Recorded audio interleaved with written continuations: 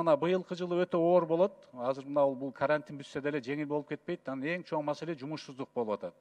Негизги нерсе азыр өкмөттүн негизги бул Асырандиев менен экономика министринин иши ушу болуш керек.